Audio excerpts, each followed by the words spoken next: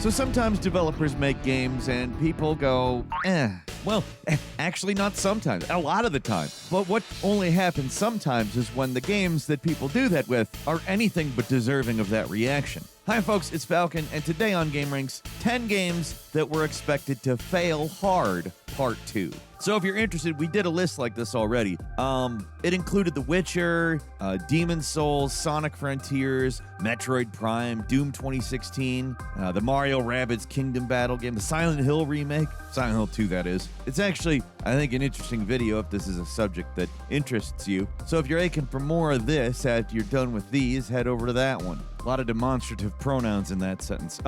Let's start this one off at number 10 with Red Dead Redemption. It sounds ridiculous now. I mean, seriously, who on earth thought a Rockstar open world game would be anything other than a massive hit? But I have receipts. There were analysts at the time who seriously thought Red Dead was going to be a massive bomb. The analyst in question is Michael Patcher, who, if you know anything about him, you know he lives in opposite land, and if he predicts something, the opposite's probably going to come out to be true. Red Dead is not a fluke with this man. But he was actually pretty far from the only person with reservations about Red Dead Redemption. Even Rockstar themselves thought the game possibly wouldn't turn a profit. They literally put out a statement saying as much, explaining the game may not be financially viable. It was going to be a game that existed to prove how talented the team at Rockstar San Diego was. If you put out a press release saying your game's not going to turn a profit, you're either a total madman or you don't have any confidence in the mainstream crossover potential of your, cowboy game. Rockstar San Diego, they are actually very talented, which is why Red Dead Redemption turned out to be an incredible game, and it went on to be a massive sales success, but before that outcome, everybody saw it as a pretty risky game. It was a sequel to Red Dead Revolver, a game most people even at the time didn't remember or care about, and cowboy games in general were, never really considered to be big sellers. Do you think there's a lot of cowboy games? No, and it's because you can't make a lot of money making cowboy games by default. And also, let's just go ahead and say it, cowboy movies hadn't been box office hits in decades. You had a few strays from time to time, but not often. Another thing to keep in mind is that, at least back in 2010, just being a game from Rockstar didn't guarantee it was going to sell gangbusters. This was back when Rockstar was making side games every so often, and they all did moderately well at very least, but nothing came close to the sales of Grand Theft Auto. People knew GTA, but weren't immediately all coming out to play anything else Rockstar put out. Of course, anyone who actually watched the trailers knew Red Dead was going to be something special, but just looking at it purely from a cold business standpoint, I can see why there was concern that the game wouldn't make back its budget. Completely wrong, but I at least see where the naysayers were coming from. And number 9 is Helldivers 2. Here's another good game where, the actual quality of the product wasn't really ever in question. Helldivers 1 was good, Helldivers 2 looked even better, but that doesn't necessarily mean that a game's going to be a success. The original Helldivers did well enough. It had a small but dedicated community, but it never really managed to break through into the mainstream. It was kind of always a respected but niche thing. So people's expectations for the sequel were moderate at best, sales-wise. There were a lot of fans saying the switch from top-down to third person was going to hurt the sales of the game, or at least alienate the current game's audience. I don't know. It didn't really get a lot of coverage up till release, and it was always seen as kind of an outsider in the PlayStation family. So when Helldivers 2 released and was an instant massive success, it came as a surprise to a lot of people. Now here's the thing. If you were playing a beta before the release, you knew it was going to be something special. There's a lot of fantastic multiplayer and co-op games that fall into obscurity, but Helldivers 2 really did make it work. It's got the goofy presentation, the chaotic gameplay, a constantly evolving narrative that actually makes good use of the live service format, which is, almost nothing that is live service does that. The thing with Helldivers 2 is I think most people predicted, if they predicted anything about the game at all, was that it would probably do okay. Maybe even a little better than okay. But nobody could possibly see how much of a success this thing was going to be. And also plenty of people thought it would fail too. Just to be clear, it's a sequel to a pretty old game that wasn't a hit. And it ended up being the third highest selling video game of last year, beating out Madden 25 and Elden Ring. At number 8 is the Alan Wake series. In comparison to the two previous games, the Alan Wake franchise never made blockbuster numbers, but the fact they were able to make any money on these games at all is surprising, given just how difficult the entire development of the original game ended up being, and how unlikely the prospect of a sequel was. And to be clear, the series is a success. Alan Wake took years to recoup the cost of development, only happened after they released the PC version in 2012, and Alan Wake's sales exceeded 2 million copies, and it managed to make back its development costs by February of 2025. It took a while, but the game did turn a profit. It's that kind of a series, honestly. Slow burn. But rewind back to the days leading up to the release of the first game, I wouldn't blame you for assuming it was dead on arrival. Took 6 years to develop, took constant delays, overall significantly less ambitious game than the original concept. It just left a lot of people pessimistic about the game's chances. The original Alan Wake was going to be an open world game that was planned to be much bigger than it ended up being, but Remedy quickly realized they'd bit off way more than they could chew, and were forced to remove huge chunks of the game to get it finished. When it came out, opinions were fairly positive, but they did not have the juice they have now. So word of mouth spread pretty slowly, and by the time the PC version finally dropped, people were finally ready to embrace it, and even then it wasn't enough to justify a sequel. It took a totally different game, Control, to finally get people hyped about a potential follow-up. Now just to be clear, Control is frickin' awesome. It is one of my favorite games, period. So is the Alan Wake series, but man, is it a banger. And it had a great DLC that had everything to do with Alan Wake and made the whole thing into a connected universe, and that basically, man, did it make Alan Wake 2 a necessity. Like, there's so much to talk about with the ups and downs of the series, like American Nightmare, the original Alan Wake 2 teaser from Quantum Break. It's a series Remedy clearly has a lot of love and passion for, but it was only able to find true success piggybacking off of their breakthrough hit Control, which, by the way, is getting a sequel, and I can't wait to play it.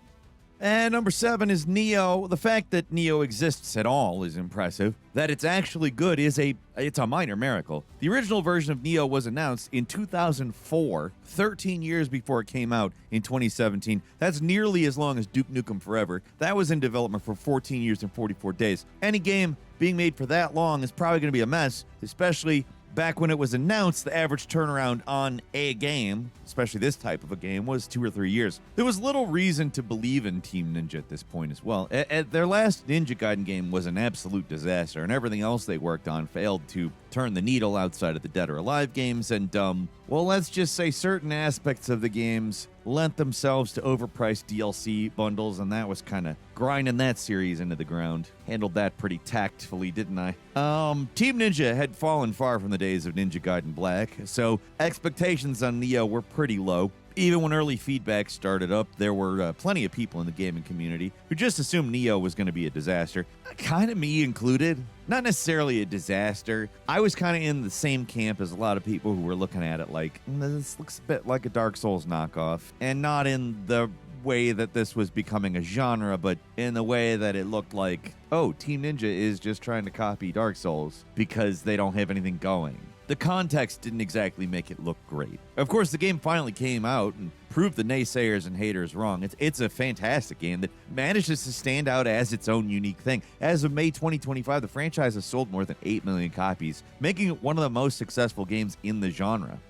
And number 6 is Deus Ex. A legendary game now, but there were basically no expectations for this back in the year 2000. I'm struggling not to use NBC intellectual property in reference Conan here, but it did finally manage to come out after some high-profile delays, to be frank. This is a game that had everything working against it. The devs struggled to incorporate RPG elements into the Unreal Engine, which was, of course, primarily built for shooters at the time. The game Unreal begat the engine Unreal. Their AI ambitions fell apart, and early feedback was mostly negative. Their plans were overly ambitious, their environments were too big, their focus on realism was getting in the way, and they were having trouble making a fun game. Even when they started tightening up the design and focusing on what worked, their publisher, Eidos, tried pressuring the team to turn the game into a traditional FPS with no immersive sim elements. That would have been a terrible decision. Awful. Just the worst. I mean, think about the immersive sim genre if this game never happened. But outside observers didn't really have a reason to be excited. Ion Storm's previous games had bombed. Dominions 3 was reviewed poorly. Daikatana reviewed poorly. It's because it's poor. And while I personally love Anachronox, it's one of my favorite 90s games, it sold worse than the other two. There was little reason to be excited about another Ion Storm game. Stay here. I could use an ally inside UNATCO. Good idea. I can keep you informed. Do that, but be careful. You know what they do to spies. I will. By the way, the lab finally sent the augmentation canister I ordered. Even with the highly respected Warren Spector running the project. Of course, when the game finally did come out, everyone pretty much immediately recognized the game's greatness and managed to win over 30 Best of awards in 2001. In terms of sales, the game never really blew up, but the original is a cult classic that managed to spawn a pretty successful franchise, so I'd say it did well enough. At number 5 is The Simpsons Hit and Run. In 2003, nobody was expecting anything good out of this thing. It was a tie-in game. The team's previous attempt at a Simpsons driving game was Simpsons Road Rage, which was mediocre. It didn't just get low review scores either. It also got a Sega lawsuit alleging it was a ripoff of Crazy Taxi, which it was, at least in the court of public opinion. I don't know if I agree that Sega had the right to sue over it. Like, honestly, if a genre of Crazy Taxi likes happened, I wouldn't be upset. Kind of a weirdly litigious response, but whatever. Perhaps more important was that by 2003, we were well into the bad seasons of The Simpsons, so there was a lot working against the game. Seriously, I went back and checked the episodes around the time this game was released, and I can't recognize a single one of them. It was a dire time for this series. Development, as per usual with games on this list, was also fraught with difficulties. It was originally planned as a basic Road Rage sequel, but the lawsuit meant they had to rework the in-development game and include stuff like on-foot segments, which in retrospect made the game way, way, way, way better.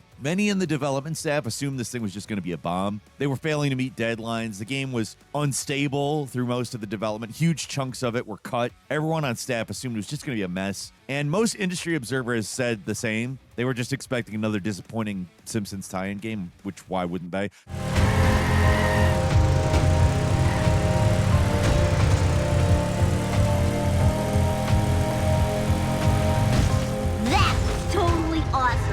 So when they finally managed to finish it, and it ended up reviewing pretty well and being pretty popular, it kind of came as a surprise to everybody. It was an actually good Simpsons game that wasn't called The Simpsons Arcade. And number 4 is Alien Isolation, a game I remember a lot of people having super low expectations for. There were a lot of red flags, actually. The long development time, the fact it was being developed by Creative Assembly, because they make Total War, real-time strategy games, not like Alien franchise horror game, like licensed movie horror game, whatever. It was also a game based on the Alien franchise from Sega after Sega had just put out the endlessly burning tire fire that is Aliens Colonial Marines. It's impossible to say that game without laughing a little. Colonial Marines. Everyone wanted a good Alien game, too. And the things that Creative Assembly were saying about the AI and survival gameplay, they sounded good. But it was hard to believe they'd actually follow through on this stuff. There's plenty of games where the director's vision is frankly great, but the actual game is nothing like what they describe. It's like pretty much every other game. And like pretty much every other game I've described so far, it sounds like the development on Isolation did not go smoothly. There were things that did change, like a planned acid blood feature that got cut. The game was originally third person for a big chunk of its development, but it sounds like the folks that worked on this thing had a pretty solid vision from the start. The challenge was just getting people behind it. Leading up to release, the hype and positivity got a lot louder, but I still remember a lot of naysayers who just did not think Creative Assembly had it in them to make a game like this.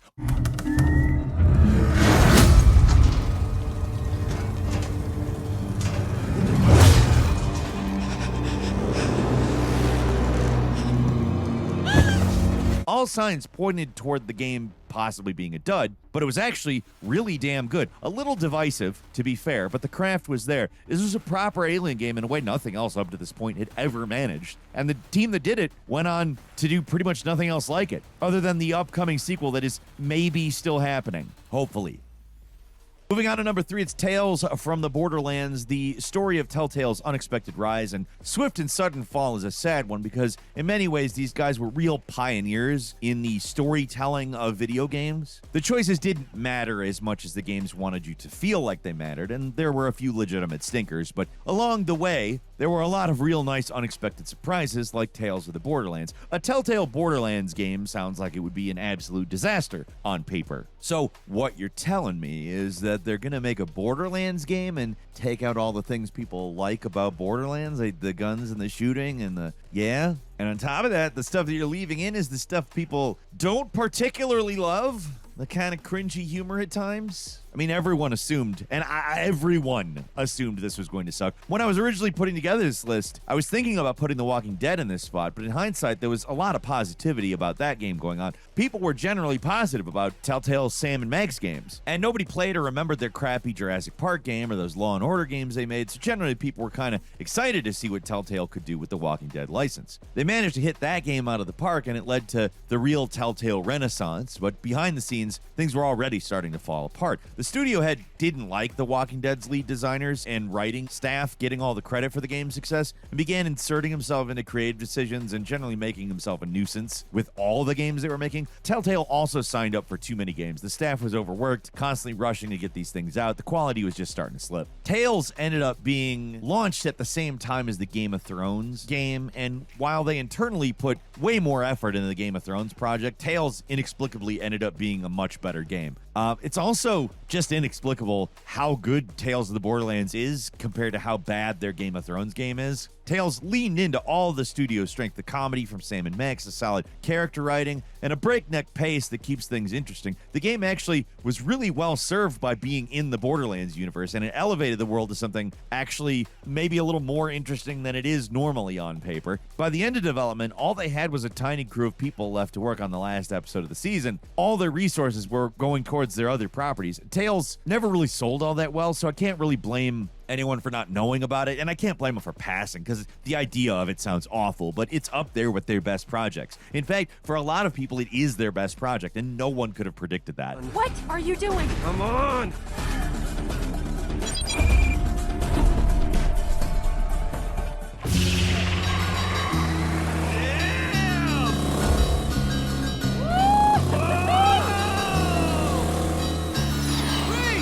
Hang on!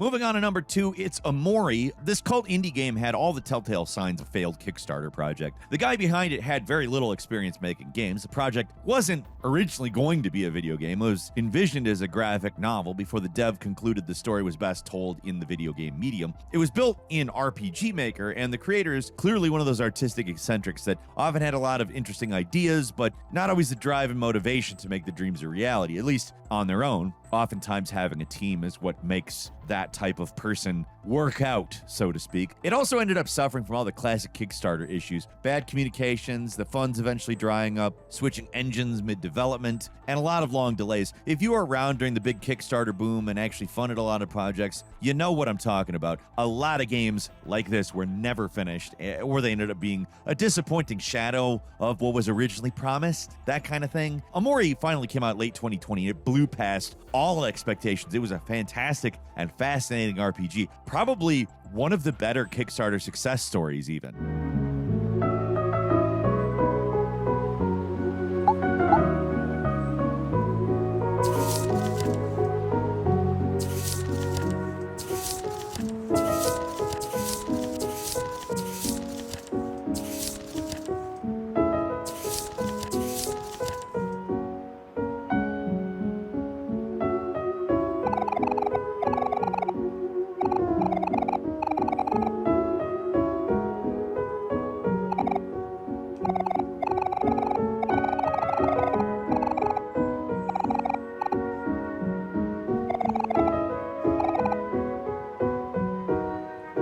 And finally, at number 1, it's Batman Arkham Asylum. Admit it, you thought Arkham Asylum was gonna suck, right? Don't pretend you didn't. Everybody did. Everybody did, and then we all played the demo, and we all shut the hell up. Before Arkham Asylum, Rocksteady was nobody's. The only game they'd ever made up to that point was an Xbox shooter called Urban Chaos Riot Response. It was shovelware. At best, it's a pretty fun game. I'll not lie to you, but not because it's innovative or because of its scale. It's just a fun, dorky little game. Has no ambition, nothing like Arkham Asylum. Somehow this nobody developer rolled in out of nowhere and completely revolutionized both stealth and combat. Stealth and combat. Both. From early previews, it just looked like another crappy Batman game, like before his track record wasn't good. For a certain period in the games industry, common knowledge was that demos actually hurt sales more than helped. Stupid. The only way that it hurts your sales is if your game isn't good enough to buy. Arkham Asylum is literally proof that I am correct about demos and that they all were not. Because, holy crap, not only did I, but everybody did a complete 180 on their expectations of that game when that demo came out. The way the demo incorporated both the combat and the Predator stealth, it was brilliant. It gave you a taste of both and left you wanting more. It goes without saying,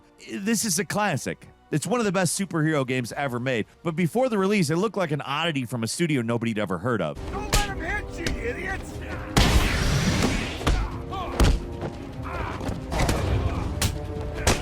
Crap out of you.